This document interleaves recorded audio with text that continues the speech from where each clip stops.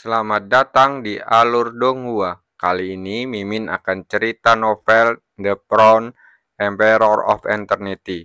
Sebelum mendengarkan jangan lupa subscribe, like, komen, dan share ya biar Mimin tambah semangat. Selamat mendengarkan.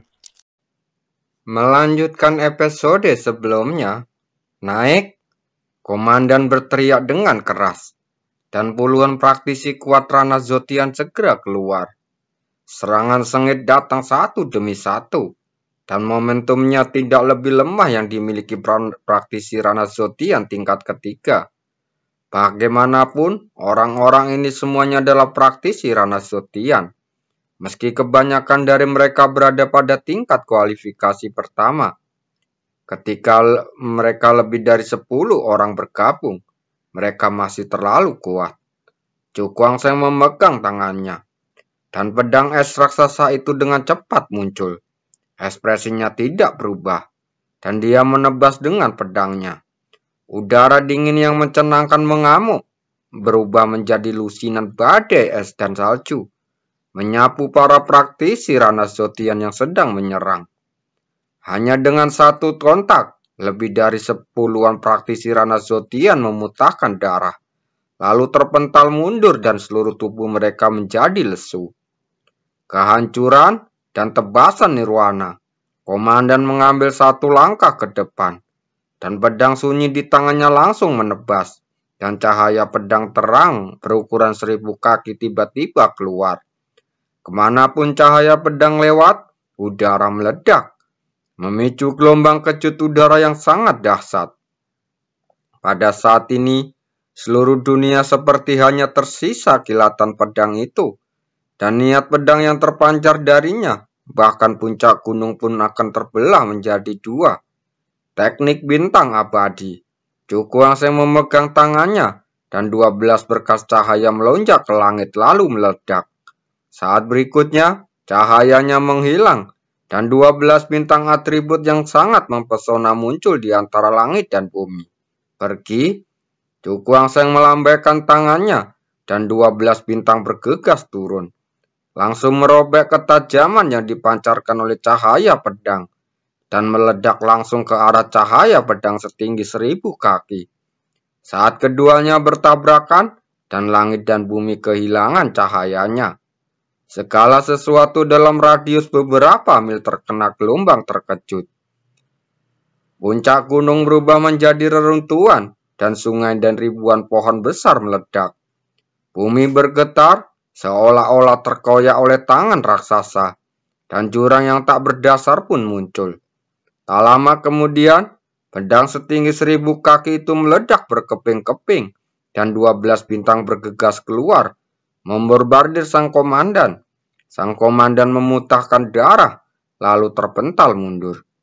Tubuhnya menembus beberapa puncak gunung di sepanjang perjalanannya, dan akhirnya menghantam tanah dengan keras dan tertimbun bebatuan. Melihat pemandangan ini, puluhan praktisi Rana Zotian semua menunjukkan ketakutan di wajah mereka saat menatap Chu Guangsheng dengan kagum. Bukankah anak ini terlalu menakutkan?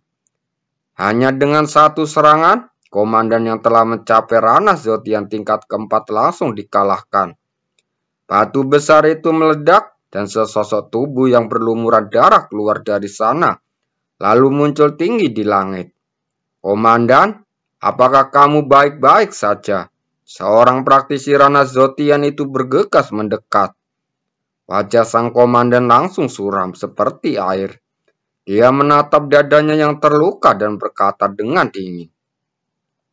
Formasi Cidu Huang. Ya, semua orang berteriak serempak. Lalu berbencar. Muncul di 16 posisi berbeda. Cahaya ungu, cahaya hijau, cahaya merah. Puluhan pilar cahaya menjulang ke langit satu demi satu, saling bertabrakan di langit. Tubuh komandan menyatu dan muncul di persimpangan berkas cahaya. Dia memandang Chu Guangsheng dengan ekspresi dingin. Matanya bersinar dengan niat membunuh yang kuat. Hari ini, anak ini harus mati.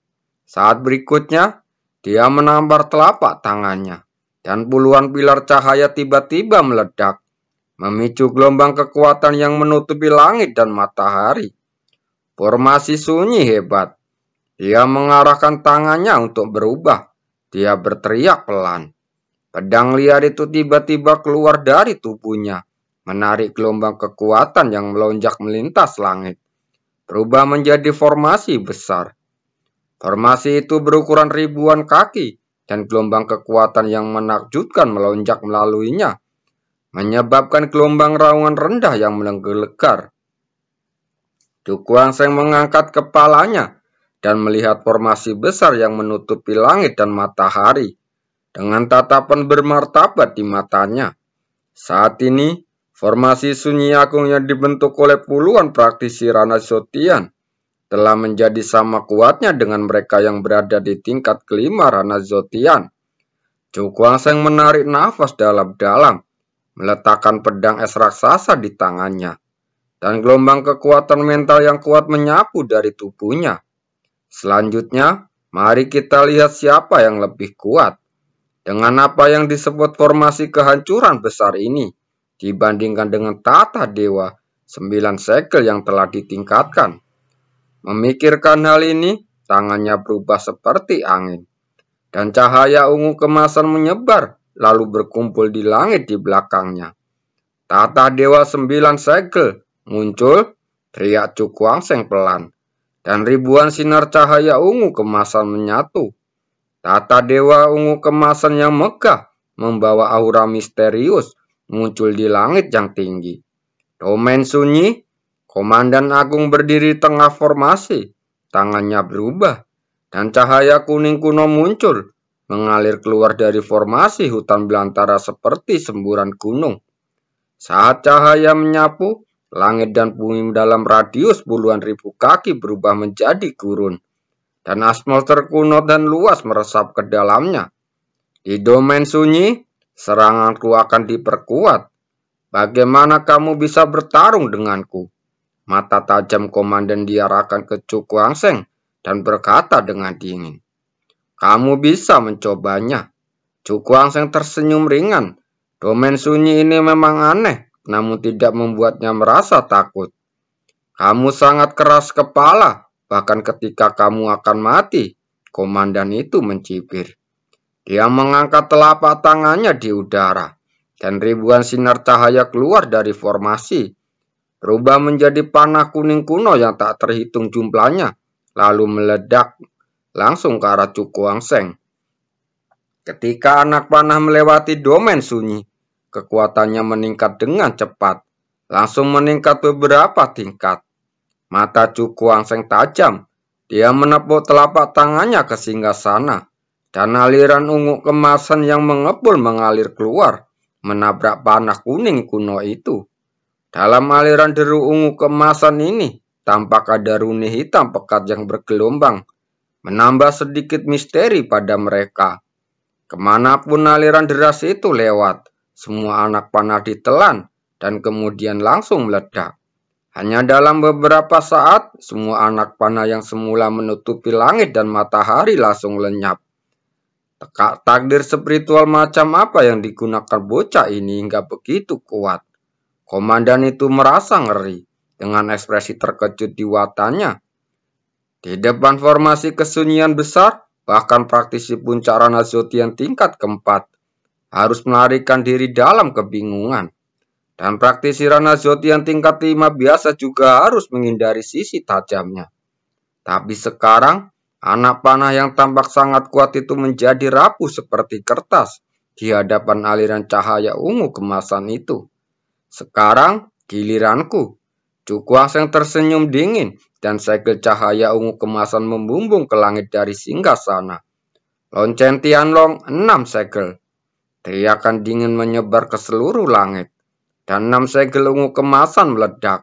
Semburan besar menyapu. Lonceng ungu kemasan besar setinggi 1000 kaki dengan cepat muncul di sana. Di permukaan lonceng raksasa, naga dewa melilit, memancarkan keagungan yang tak ada habisnya.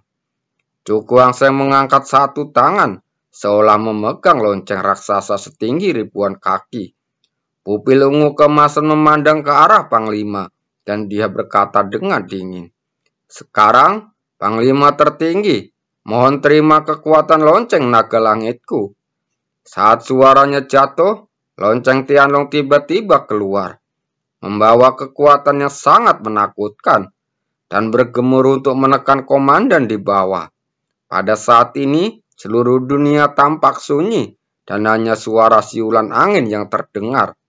Domain kesunyian yang awalnya mencakup radius puluhan ribu kaki, langsung runtuh pada saat ini, dengan cepat menghilang. Panglima tampak ketakutan. Dia merasakan aura kematian yang kuat dari lonceng besar yang menyerupai gunung.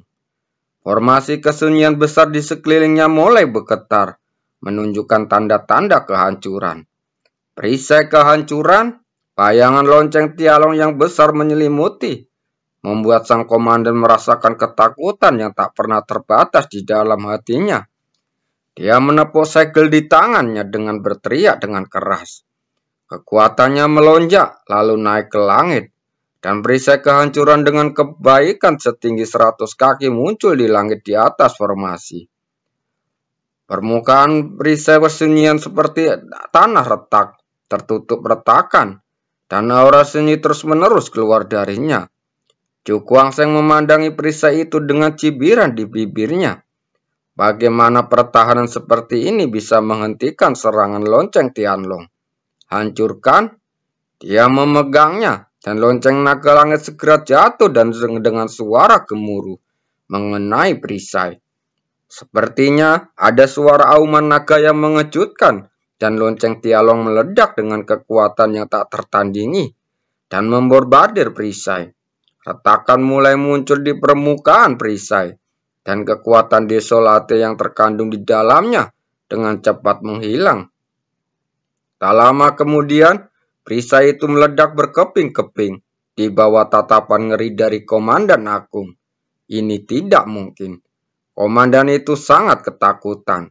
Saat berikutnya, matanya bersinar dengan tatapan tegas, dan dia meraih telapak tangannya, menangkap puluhan praktisi Rana Zotian yang hampir kehabisan kekuatannya. "Komandan, apa yang akan Anda lakukan?" Lebih dari 12 orang berteriak ngeri dan keputusan di mata mereka. "Tidak ada cara lain, aku harus membiarkanmu mati dulu." Panglima tampak galak. Dia menjentikkan lengannya dengan keras, dan lebih dari puluhan praktisi Rana Zotian terpental menabrak lonceng Tianlong yang jatuh. Setelah ledakan berteriak, puluhan sosok jatuh ke reruntuhan di bawah seperti anjing mati. Metode Panglima benar-benar tercela. Sosok Chu Guangsheng mendarat di atas lonceng, dan matanya menatap Panglima dengan penuh kebencian. "Kamu melakukan hal tercela seperti itu, benar-benar tidak tahu malu." Setelah mendengar kata-kata ini, Panglima bahkan tidak menoleh ke belakang. Dia meninggalkan ruang lingkup formasi kesunyian besar dan berlari menuju kejauhan. Tidak mudah untuk melarikan diri. Chu Guangsheng mencibir dan menginjakkan kakinya di lonceng Tianlong, segera terbang dan menyelimuti komandan yang panik. Panglima tampak ngeri, dan ketika dia melihat lonceng semakin mendekat, wajahnya menjadi sepucat kertas. "Tuan kota, selamatkan aku!" teriaknya dengan tajam. Pupil mata Chu Guangsheng langsung menyusut. Apakah penguasa kota Dahuang juga ada di sini? "Bunuh kamu dulu." Pandangannya tegas muncul di matanya, dan Tianlong jatuh tanpa ampun. Pada saat ini, telapak tangan putih berkilauan mengulurkan tangan dan menampar lonceng Tianlong. Lonceng Tianlong yang awalnya meluncur dengan momentum besar langsung terblokir. Wajah Chu Guangsheng sedikit menjadi gelap. Dia mengangkat kepalanya dan melihat siluet yang indah. Wanita? Dia tampak terkejut. Penguasa kota terpencil ini sebenarnya adalah seorang wanita. Ini adalah sesuatu yang tidak dia duga. Wanita itu memiliki wajah yang cantik, mengenakan gaun kuning muda, dengan pantat bahenol seperti bulan, pinggangnya ramping seperti pohon wilau, dan dadanya yang besar bergetar dan bergoyang membentuk lengkungan yang menakjubkan. Kamu adalah orang pertama yang melakukan hal seperti itu di kota gurun besar kami. Wanita itu memberikan pandangan acuh, dan suaranya sedingin es. Chu Guangsheng menatap wanita itu dan berkata tanpa ekspresi, "Sebagai penguasa kota gurun yang agung, bukankah kamu memiliki kemampuan untuk membedakan yang benar dan yang salah?" Mendengar ini, wanita itu menatap ke arah komandan dan berkata dengan tenang, "Kamu kembalilah, kamu tidak perlu khawatir tentang apapun di sini." "Ya, Tuan Kota." Komandan mengangkat tangannya menatap Chu Guangsheng dengan tatapan dingin dan berkata dengan suara dingin, "Kali ini Tuan Kota telah mengambil tindakan secara pribadi. Bajingan kecil, malapetakamu telah tiba." Dia mengangkat kelopak matanya dan ada kilatan sarkasme di matanya. "Anjing hanya bisa mengandalkan kekuatan orang lain. Apakah orang ini benar-benar berpikir bahwa dengan perlindungan penguasa kota, dia bisa pergi dengan selamat?" Panglima tidak tahu apa yang dia pikirkan, jadi dia menatapnya dengan penuh kebencian, lalu berbalik untuk pergi. Pandangan tegas melintas di mata Chu Guangsheng, dan dia tiba-tiba mengebalkan telapak tangannya erat-erat dan memberikan pukulan keras ke bawah. Lonceng naga Tianlong bergetar, dan naga suci di atasnya tiba-tiba mengeluarkan raungan yang menggemparkan bumi, menyebabkan awan yang tinggi di langit berguncang. Gelombang suara yang terlihat dengan mata telanjang meledak, menghantam sang komandan dengan kecepatan kilat. "Beraninya kamu?" Panglima itu memasang ekspresi tidak percaya di wajahnya. Saat berikutnya, dia tenggelam oleh gelombang suara dan mengeluarkan raungan yang melengking. Setelah beberapa napas pendek, Panglima tertinggi yang terluka parah mati kehabisan darah dari 7 lubang dan tubuhnya jatuh dengan lembut ke tanah. Ekspresi wanita itu berubah kaget. Adegan tadi terjadi terlalu cepat, dan gelombang suara tidak mudah ditolak, dan bahkan lebih sulit baginya untuk memblokir dalam sekejap. Sekarang hanya kita berdua yang masih hidup. Chu Guangsheng menyeringai. Dengan gerakan telapak tangannya, lonceng Tianlong terbang dan melayang di atas kepalanya. Wajah wanita itu menjadi muram. Seluruh tubuhnya yang halus bergemetar karena amarah, dan dadanya yang besar dan bergetar hebat. Seseorang benar-benar membunuh Panglima di depannya. Tidak diragukan lagi, ini merupakan penghinaan besar baginya. Chu Guangsheng menutup mata terhadap kemarahan wanita itu. Dia tersenyum tipis lalu berkata, "Saya ingin tahu apakah saya harus meminjam formasi teleportasi luar angkasa kota Danhuang setelah hari ini. Saya ingin tahu apakah penguasa kota bersedia." Wanita itu menjadi semakin marah saat dia berbicara. Tatapan dinginnya tertuju pada Chu Guangsheng, dan butiran salju berjatuhan di sekujur tubuhnya. Setelah itu, kepingan salju semakin banyak, dan dalam radius 10 kaki, salju tebal turun menutupi langit. Pada saat yang sama, gelombang aura yang menakjubkan tiba-tiba meletus pada saat ini, berubah menjadi badai salju melintasi bumi. Rana Zotian tingkat kelima. Penguasa kota wanita kota Donghai ini paling banyak 10 tahun lebih tua darinya. Tetapi tingkat kultivasinya telah mencapai Rana Zotian tingkat kelima yang menakutkan. Ini akan menjadi rumit sekarang. Dia serius dalam hatinya. Jangan lihat komandan sebelumnya yang menggunakan kekuatan formasi kehancuran besar untuk memancarkan serangan yang bisa mencapai Rana Zotian tingkat kelima. Namun, masih ada kesenjangan besar dibandingkan dengan Rana Zotian tingkat kelima yang sebenarnya. Selain itu, dia bisa merasakan bahwa kekuatan penguasa kota wanita ini tidak sebanding dengan praktisi Rana Zotian tingkat kelima biasa. Di kejauhan, sosok familiar muncul. Dilihat dari penampilannya, itu adalah Hong Lier.